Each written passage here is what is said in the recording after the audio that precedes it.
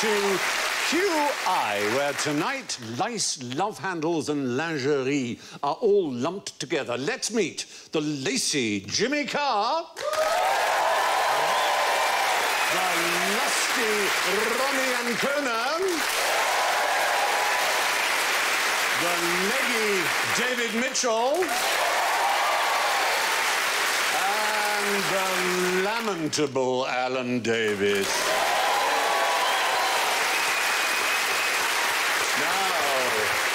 Before we even begin with the first question, one of your buzzers has been investigated by the FBI. Let's listen to all of them and see if you can get some early points by guessing which one. Jimmy goes...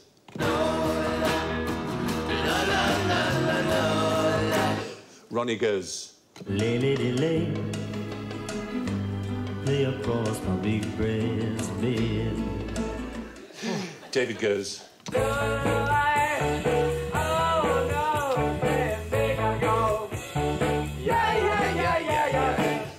And Alan goes...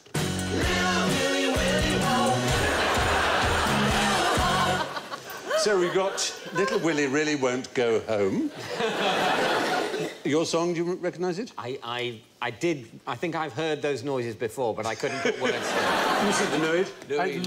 Louis. Which I think was investigated by the FBI. Because I think they thought it was a drug reference. They couldn't figure out what the song was about. Worse than... Well, is it worse than drugs? No, it isn't. It's better than... Well, it's sex. Let me just say sex. Is sex better or worse than drugs when it comes to the FBI? It can be better and worse. Yeah, you're right. You know. Stephen, why can't we do both? One might assist the other. What's sex again? Sorry. Oh. So this is the FBI investigated song? Yeah, they investigated Louis. You. Right. Yeah, your song. Because they thought it had very lewd references. We can see what the lyrics actually were.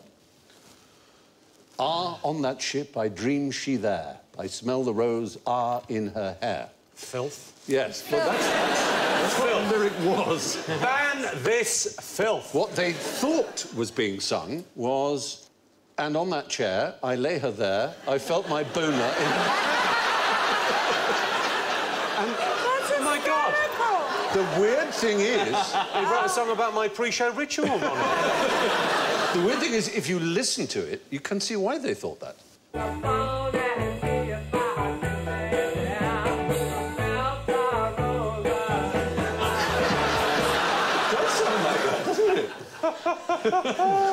So they investigated it, played it slowly, and they explained exactly what the lyrics were. It's one of those effects where if you actually look at the right lyrics and hear it back again, it does seem... Oh, yes, I see what the words are. It says more about them than it does about the artist. Exactly. You're so right. Well, that's early points, then, for Jimmy Carr, who got that the FBI investigated.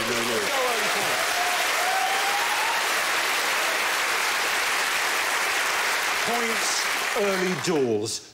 Right, let's begin. What did the man who invented the lava lamp do for leisure? There he is. That's John Malkovich. It does look a bit like John Malkovich. Hawaiian shirt. Was he into women? Was he a lover man?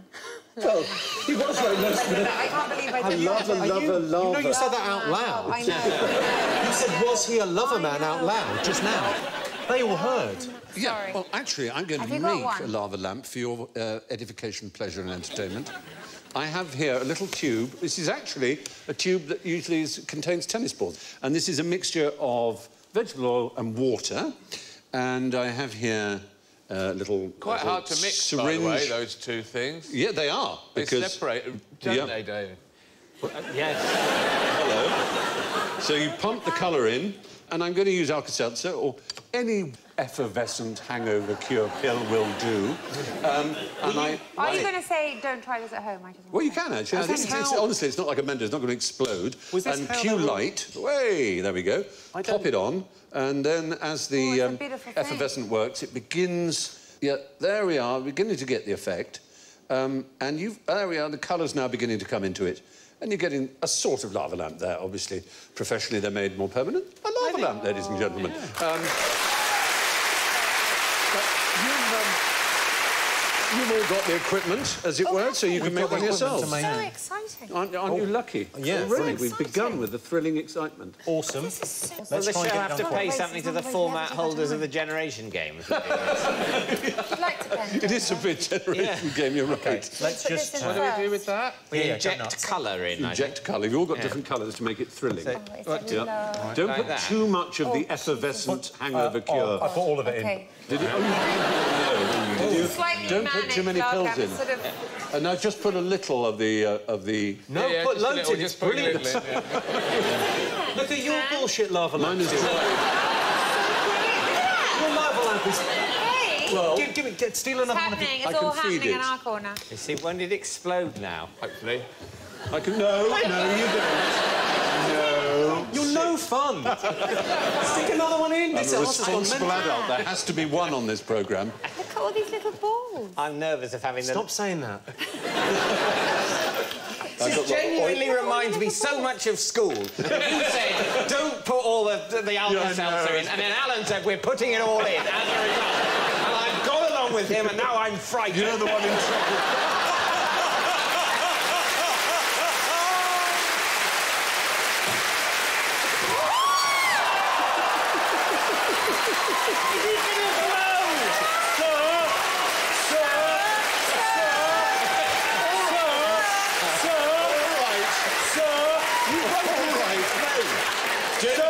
Sir did it. You made me laugh. You made me laugh, David. He was laughing at my I told you before. You're in trouble. It's not funny. There's nothing funny about making people laugh. Hang on, maybe. But, oh dear, oh dear. I've got oily hands. Mitchell's taken the lid off, sir. Mitchell's taken the lid off. It's not serious. This is most unfortunate. Are you... Why haven't you put any little balls in yours? I beg your pardon. This is not how it was supposed to happen at all. I love how broad Stephen's Industrial...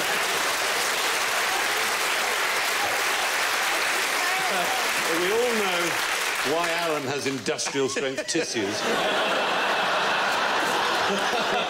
Oh, you're not supposed to do that. Right, everybody put their trays away. You've put sort of gunk all on the eye. Yeah. So, well done with your lava lamps, he said between gritted teeth. The inventor was Edward Craven Walker, who was born in 1918 and died in the year 2000. And I asked you at the very beginning what his other leisure pursuits were. And, well, let me read you what he said about the lava lamp. He said it starts from nothing, grows possibly a little feminine, then a little bit masculine, then breaks up and has children. It's a sexy thing. He was having a lava, wasn't he? He was... I believe I did that. Just Don't punish yourself. Don't look at It's me fine. like that. Not angry, I'm just disappointed. He thought it was like he'd made an organism. A sort of lovely, sexy thing. And he was that kind of a man, I'm afraid. Was he a swinger? Was he one of the He swingers? was pretty much a swinger. Oh, was he? He was a swinger. directed nudist films. That was his Nudist films? Yeah. So when you say He was a nudist. His were naturist films, yes, or the naturist. fact that depending that on was the- his hobby, did he not turn a profit on the porn? It wasn't He had porn. to, he had well, to subsidise his porn-making habit with his lava lamp business. you got the first naturist film that was on public release. That's the point. That's not how you They do don't know how it. to do it. It's not porn. It's about people being naked. And this was a ballet underwater. Vulcans do it like that. Do they? Yes. Do they? Mind Melvin. Is that one of his? Is that a still from one of his? Actually, we've made that up, apparently. Are those members of the thinking production it team? was- I don't think they're being paid enough to have to do that. A couple of our elves When you say the QI elves, that's not the image that springs into... No. You think of sun-starved, specky creatures who... I don't want to be unkind, but yes, I do. Not a male and a female trying to do some sort of Scissor Sisters action. Well, Edward Craven Walker founded the largest nudist colony in Britain, too. One of the largest. Milton Keynes. Do you know the name of the company that still sells the lava lamps? His company? Oh, it begins with an... It's something to do... It's a math... It begins with a... Mathmos. Mathmos. They've got a store, haven't they, in Clerkenwell? Share the points between you. Do you know where that name comes from? Mathmos? Yeah. It's a film starring Jane Fonda. Oh. Same... Barbarella? Barbarella. Oh, yes. Barbarella. Yes, it was a seething lake of oily substances. And Duran Duran comes from that movie as well. It does indeed, absolutely. The city of Sogo in Barbarella had this lake of mathmos. And At school, we used to call people who were good at maths... Mathmos. Yeah, that's right. That's still used. Just a different pronunciation. I like the idea at school you look down on anyone. Good at maths. Bloody idiots. No, I deemed it a term of respect. Were they calling you Wear your Mathmos? Mathmo badge with pride. And they did wear badges. Yeah. Did they? You did wear badges. You wore... I collected how many badges. did you? Oh. Yeah, because you go to, like, Warwick Castle and London Zoo, and in order for the Western economy to prosper, small children have to buy pointless objects. You can buy all of these places. You could buy a bookmark, you could buy a paperweight... A pencil topper. Exactly, or you could buy a badge, and I always bought a badge, and that's how I expressed my personality. I didn't have to think, what shall I buy? Oh, no, I didn't have to think. I always buy a badge. It took him ages to take them all off before we came on here. Well, thank you. Now, how can I make sure that I dream about scantily clad women? Does it work to look at a scantily clad woman just before you go to sleep? You're along the right lines, yes. There was a Frenchman with a marvellous name of Marie-Jean Léon Lecoq, the Marquis d'Hervey... Léon Lecoq. Léon Lecoq. He was the Marquis d'Hervey de Saint-Denis, and he was a beardy old Victorian aristocrat, as you can see from this picture of him. There he is, with his medals. Sure, you're going to say pervert. His technique... What are the medals for? He's looking at a scantily clad lady right there. One of those... I can tell you what they are. The first one, he went to Warwick Castle. The next one is London Zoo. That's a pencil topper. Very much the French David Mitchell of his age. So what was his technique for dreaming of scantily clad women? Well, what he would do is he would paint a scantily clad woman all day while chewing an orris root. Orris root is used in potpourris and in perfumes and such things. And then he would go to sleep, and his servant would place, while he was asleep, some orris root in his mouth, very gently. And this would summon up the memory of the scantily clad woman, and he would have what is known technically as a lucid dream, a dream which you're aware of and which you have a kind of control of, a bit like... Presumably it was an improvement for the servant on what he was previously asked to do. Imagine so. But there are ways you can do this for yourself without a servant, according to Richard Wiseman, who's written a new book called Night School. And one of them is you check your watch regularly, as much as you can, being absolutely sure to look at the numbers, the numerals on the watch, throughout the day.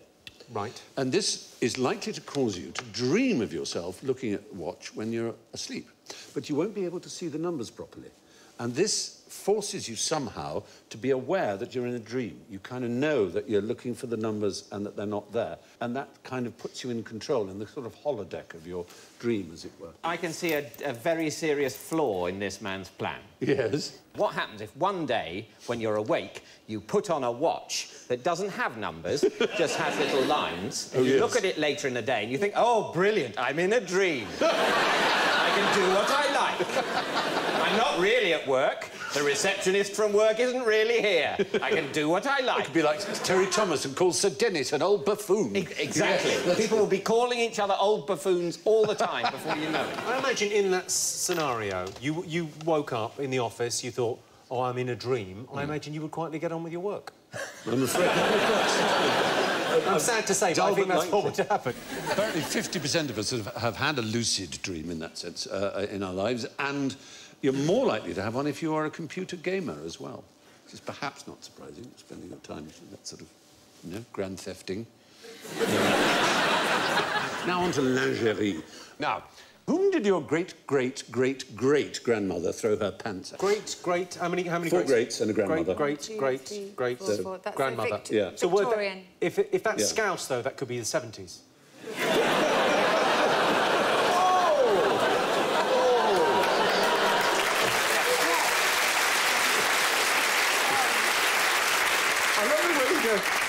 I think they'll be all right. They've got a sense of humour, don't panic. Can you do the next, like, 5 minutes in a Scouse voice so that we won't get letters of complaint? Okay. Okay, then.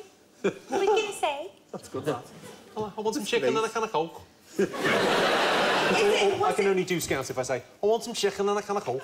That's all they say, isn't it? Sorry, no. No, they've got a sense of humour. Let's get on to something... Disgraceful. Let's get on to Israel or something less contentious.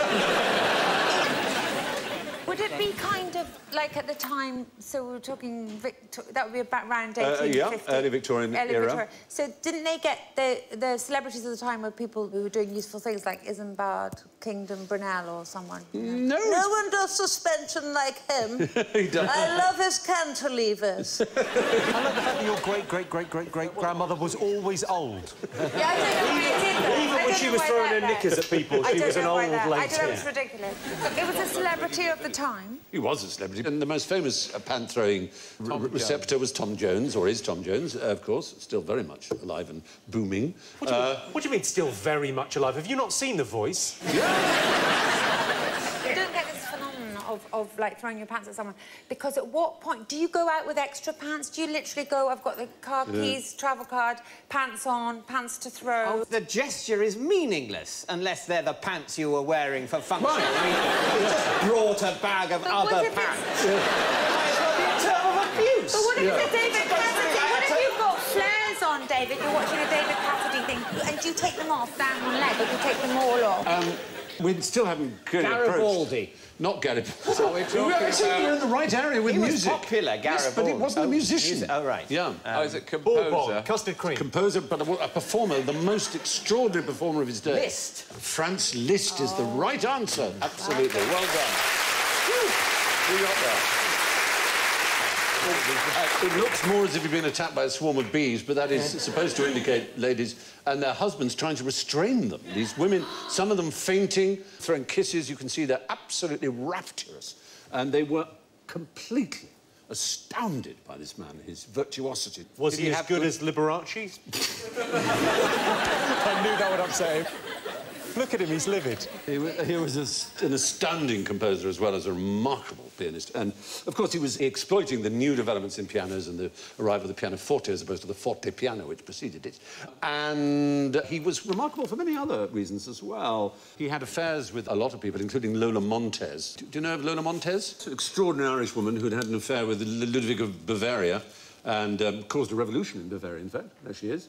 And he then, amazingly, Liszt became an abbé, an abbot, essentially, a man of the cloth. He was very thin and tall, Charles Halley said. His perfectly lank hair so long that it spreads over his shoulders, which looks very odd. When he gets excited and gesticulates, it falls right over his face, and one sees nothing of his nose. So he was like an old English sheepdog, perhaps, in that sense. He had Olga Janina, who was a former pupil with whom he'd had a fling, who pursued him all over Europe and eventually got so upset and hysterical that she stalked him and tried to stab him and commit suicide. So he really, you know, he was a star. I mean, a real star in the most It's a very odd thing, that. The idea that like, the guy that killed John Lennon was such a huge fan of John Lennon. It's a very weird thing when people get Rich man kills the thing he loves. Let this be known. A brave man does it with a sword, the coward... How many fans have you got, Jimmy? Not enough to be worried. It's a lovely level of fame, a comedian, I think. People come up and tell you jokes all day, which is very pleasant, but no one's ever outside your house going, I made you a cake. It's always the Daily Mail, Jimmy. They're always outside. They're happy. Yeah. So, yeah, the ladies went loopy for Liszt, the Justin Bieber of his day. That's hardly right. Come on. But, you know... All right, Harry Styles. Stop it. He was a genius.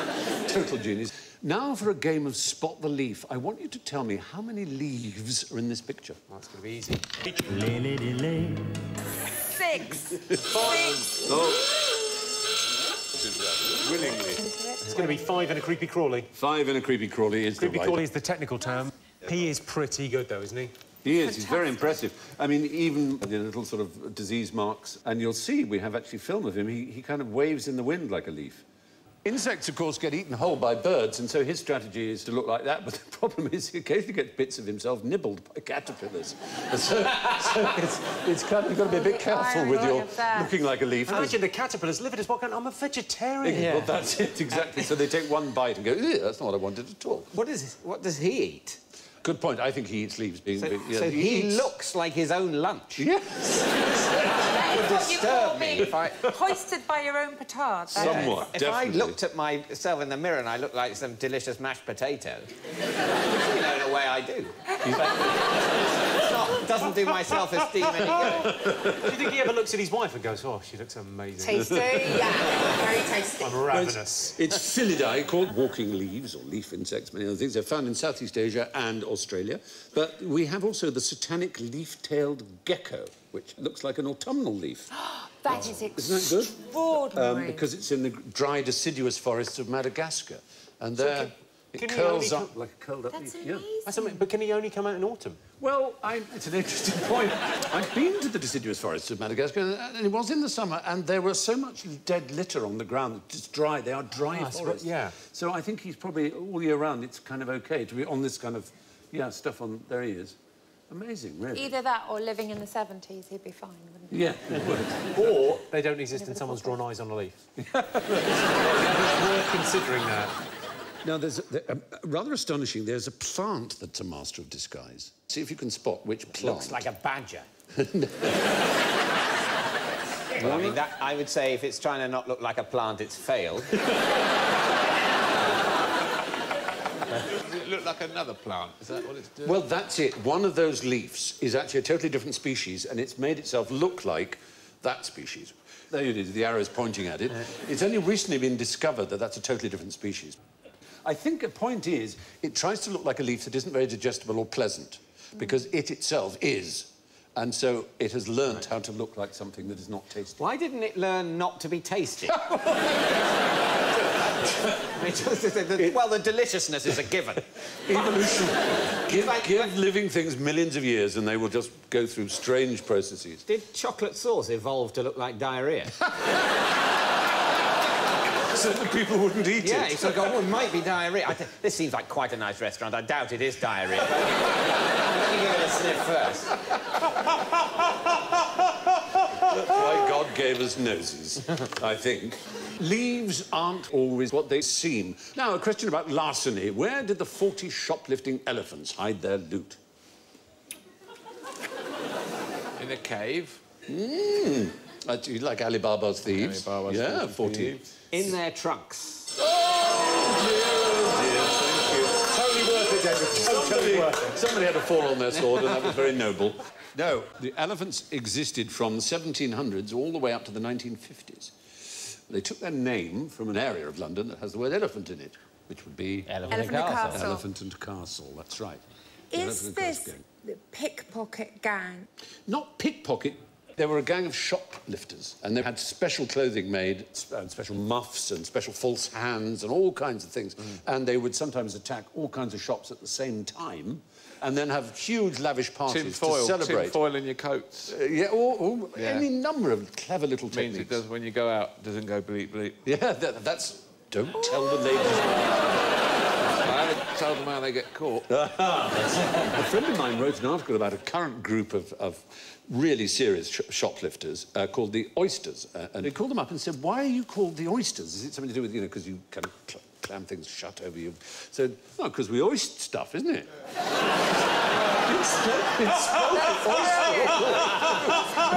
You had to go through and change to a global search and replace to hoister.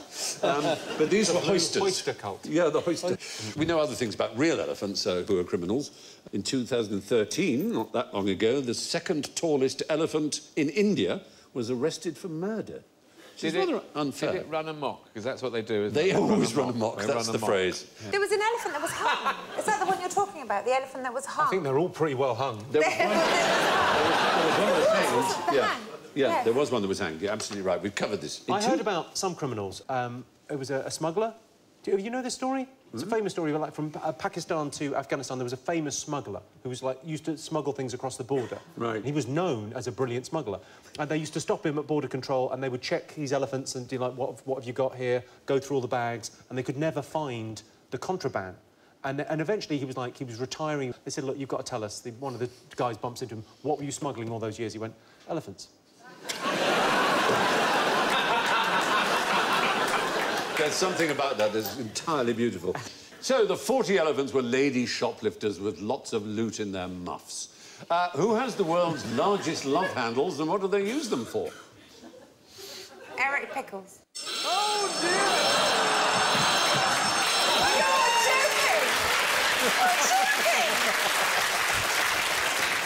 joking! You see? Surely, come on. Yeah. Oh, I've forgotten about that. Blue whale? Not the blue whale. Wait, sorry. So it's not the blue whale, but I'm close. You are. A barnacle. Stay with cetaceous creatures. Stay with a mammal. It's a that whale. lives in It's the a sea. type It's of a whale. whale. It's a whale. And it begins with a B. Blue whale.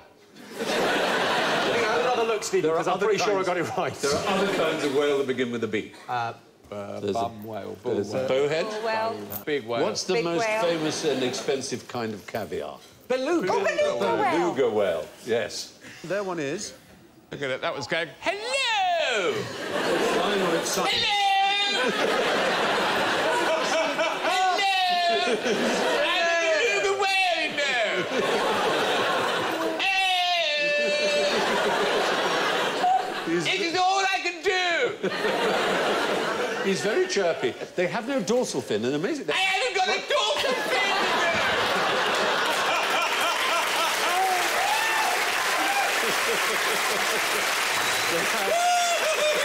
I don't feel the cold. I don't feel it. They don't because of their blubber. It's all the blubber. And they have midriff blubber, which they can Feel control. my love handles, baby. Hello!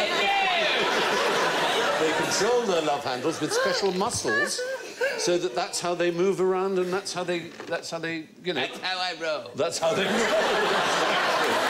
Exactly right.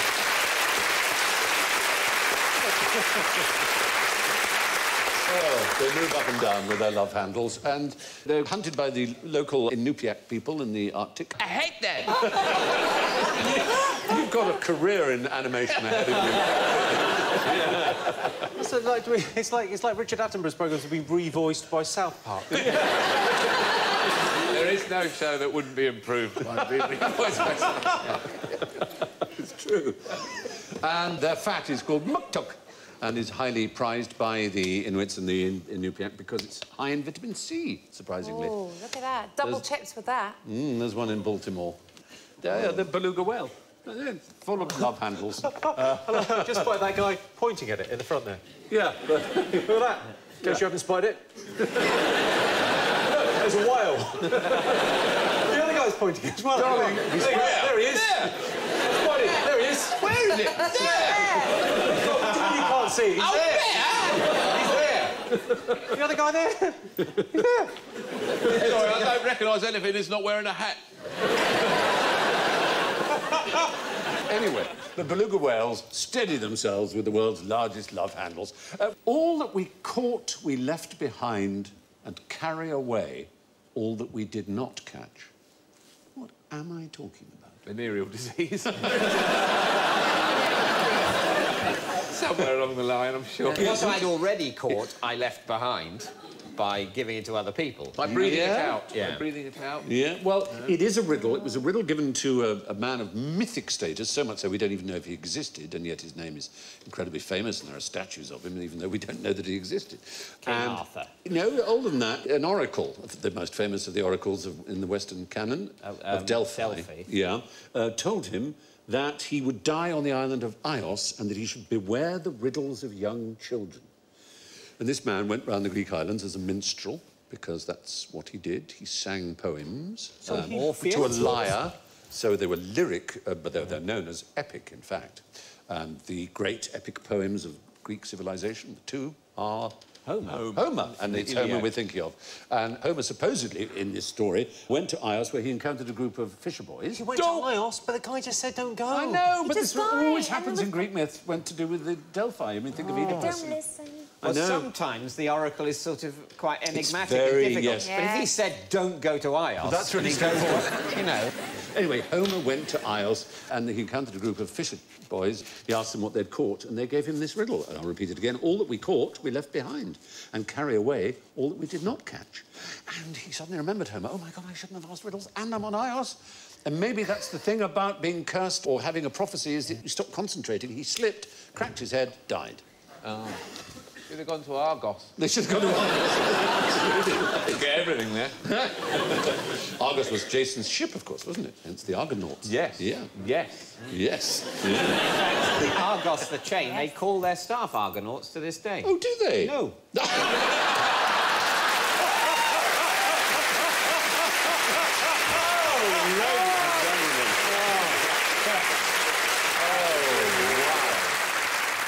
So I'm going to give you two riddles from the Essex book. Oh, by the way, what's the solution? I haven't given you the solution. Yeah. Am I thinking of? The solution is lice. Lice, you see. You catch the lice in your hair, you leave them behind. Yes. And you carry away those you don't catch because they're stuck in your hair. The nits. Yeah, the nits, exactly. Those are the worst fishermen ever. The nits. I know. But I've got the Essex book, one of the great Anglo-Saxon books. Oh, I've got an Essex riddle. It's filled with riddles. No, Exeter, sorry. Oh, sorry. So go on then with your Essex riddle. No, you want to say it. How do you turn the lights on after sex? Open the car door. Oh! There you go.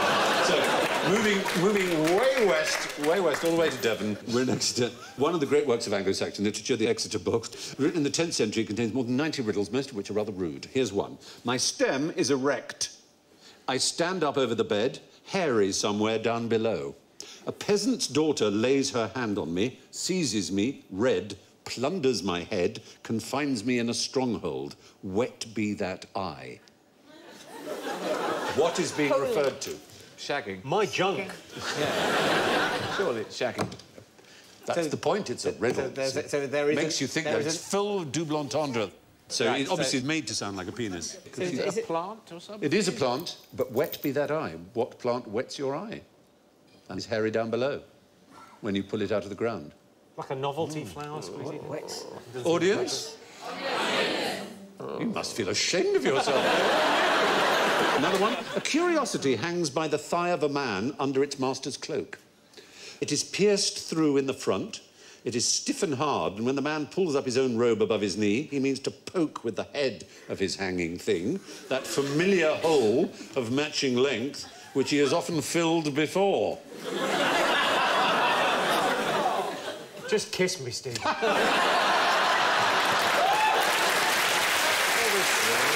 this messing around.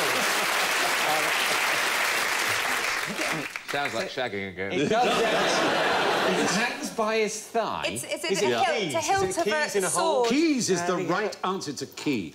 It's a key. A curiosity hangs by the thigh of a man. These obviously hang by their belt.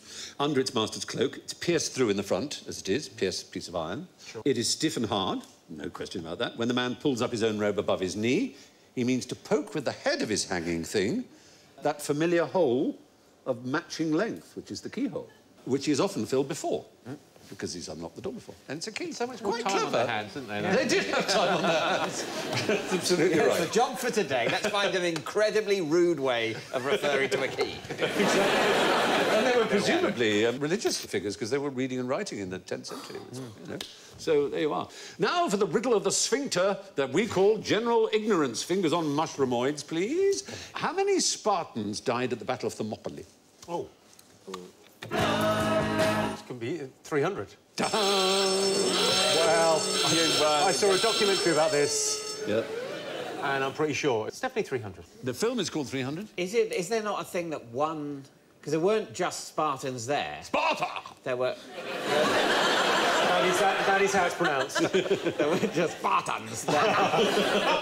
There were other... But I think one of the Spartans sound There was nasty. a narrow coastal pass that was defended just by Spartans, 300 of them, plus their king, played by Gerard Butler, who was... Spartan. Called... The 301st? His name was... He was the 301st. Leonidas, if you prefer. Leonidas. He's now got a chain of chocolate shops. I was brought up to call him Leonidas, but Leonidas seems to be the way now. I don't know. Who knows? But Leonidas or Leonidas, thank you.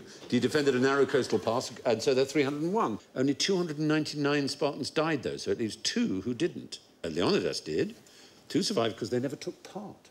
Mike and Bernie Winters. A lot of nudity going on, which was a very Spartan thing. Yeah. Oh, he's got his sword. The couple by the tree seemed very fond of each other, one's grasping the nipple of the other.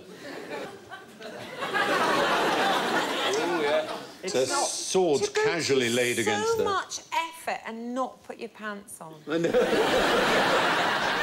Something about the one of the ones that they were ashamed. They were desperately ashamed. One called, rather wonderfully, Pan-Titties. It's a bit like... Do you mean Pantitis?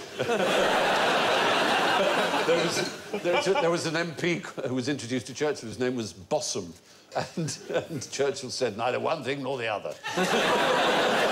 But anyway, Pan-Titties, or Pant-Titties, or whatever he was, Pantites, went off to deliver a diplomatic message, apparently, an embassy, and he hanged himself from shame when he got back and saw that he was the only survivor. In fact, he wasn't the only survivor, because Eurytus couldn't fight because of an eye infection.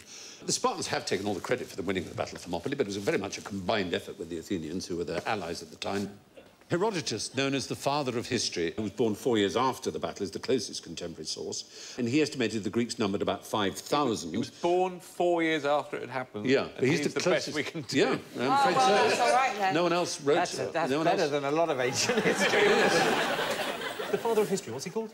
Herodotus. Herodotus. Because it must have been a lot easier when he was around. I'm not having a go at him. No, it's a very fair But less point. things had happened back then. Fewer things. Yes. I think someone will tell you that. Common usage. I play common usage cards. It's so like being back at school. It's unbelievable. Apparently you can say less or if you want to now. Yeah. Apparently you can just say what you like these days. Yeah. Apparently that's You can literally say less if you want. Apparently you're not allowed to scream idiot at people. What was the point in getting an education at all? I know how to use the apostrophe. Apparently now it doesn't matter.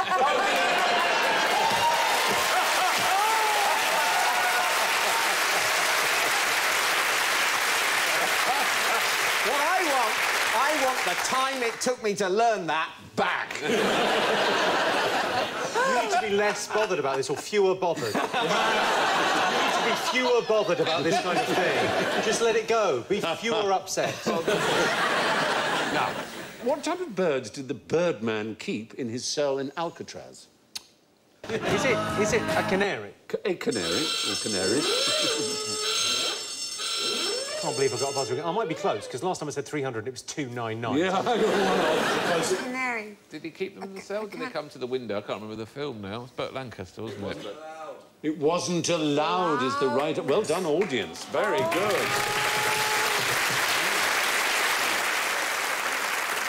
You weren't allowed birds in your cell, were you? No. He was in his previous prison, which is why he was called the Birdman. And he ended up in Alcatraz, which is why I suppose he was called the Birdman of Alcatraz. But he was an amazing expert on canaries, so that was his bird of choice. And sparrows. I know, but he didn't keep them in 299, I was one away. Canaries, I said canaries. And his name... What do you want from me? Do you know his name? Robert Franklin Stroud. And he was moved to the Great Rock, as they call it, from which no one escapes. According to Patrick McGowan. To the Rock. Yes. I think Sean Connery got out, yeah. Patrick To McGowan. the Rock. Yes. Welcome to the Rock.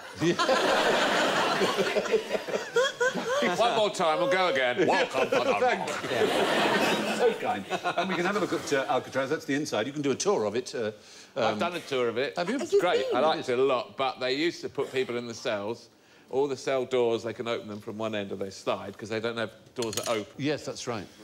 They put prisoners in them, tourists, I mean, in them, and then one day they couldn't get them out. So they had some tourists in there for 10 hours, and lots of other tourists coming past. Who all suddenly were on much better behaviour. Yeah. They didn't buy anything from the gift shop. Yeah. You can see it very clearly from San Francisco. It looks so near, and it was quite easy to escape from your jail and swim, but nobody survived the swim, even though it seems quite a short distance, because really the does, currents doesn't are it? so strong. Yeah. Right. It's swept away. And Alcatraz, of course, is a word of what origin, would you imagine? Mexico. Well, imagine. Spanish language, yes, indeed. And a lot of the Spanish words come from... Spain.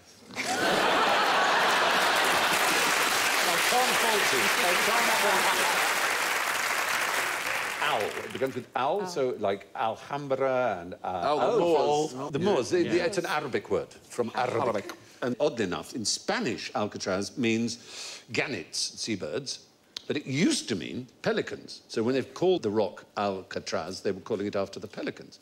But the actual Arabic words mean something completely different, the sea eagle. So it's a strange thing. Alcatraz was the sea eagle, then it was used to mean the pelican by the Spanish, and then they changed it to mean the gannet.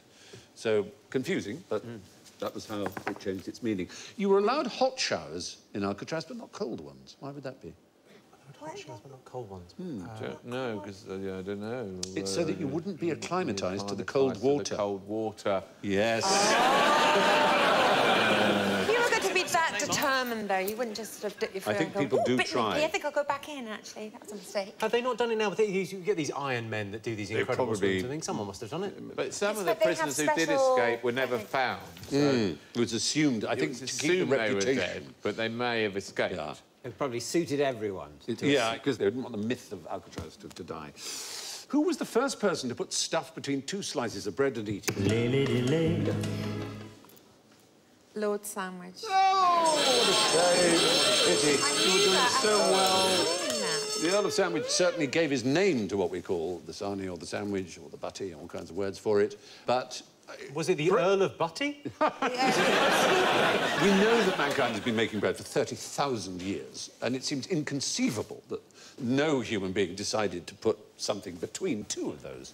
So we're just assuming it just must have been ages ago. Well, yes, we do know for a fact that 1,200 years ago there was a Hillel the Elder, a rabbi in 1st century BC, first person known to have made and eaten a sandwich. He started the Passover custom, putting a mixture of chopped nuts, apple spices and wine between two flatbreads. That's a Peshwari naan. Nice. It's Oh, no, you've said One Peshwari. right now, wouldn't you? We're just mopping up the end. Just out the bag when it comes. Oh, with all the almonds and the coconut in it. We put in a good shift, shall we? I'm drooling. Stop it. I prefer a plain naan. Oh, what's the matter with you? You got bags Always for that, one, have you? isn't there? At every Feel it. Oh, badge you for wouldn't have a fucking plain plain bit of naan, bread, have would So you? we'll have 5 Peshwari naans and one for him. Play. So anyway, John Montagu was the 4th Earl of Sandwich. Certainly gave his name to it in our culture, as it were. He's on Gogglebox now, the sandwich. Is he?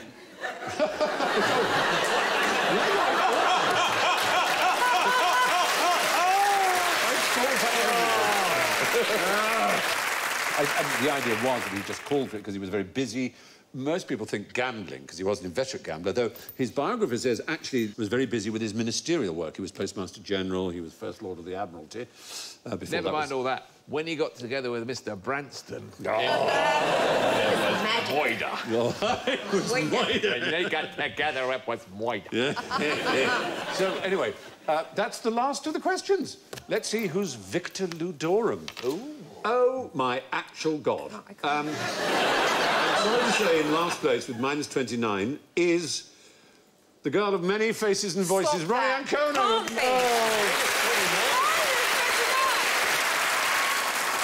In third place with -11 is Jimmy Carr. Perfectly acceptable. -11 is fine. Fine. In second place with -7, it's David Mitchell. Can I be uttering these words with a plus score? 3 points, Alan Davis!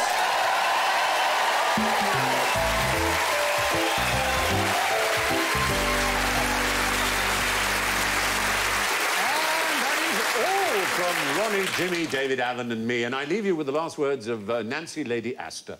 Waking up to find her bed surrounded by her entire family as she was dying, she said, "Am I dying? Or is it my birthday? Good night."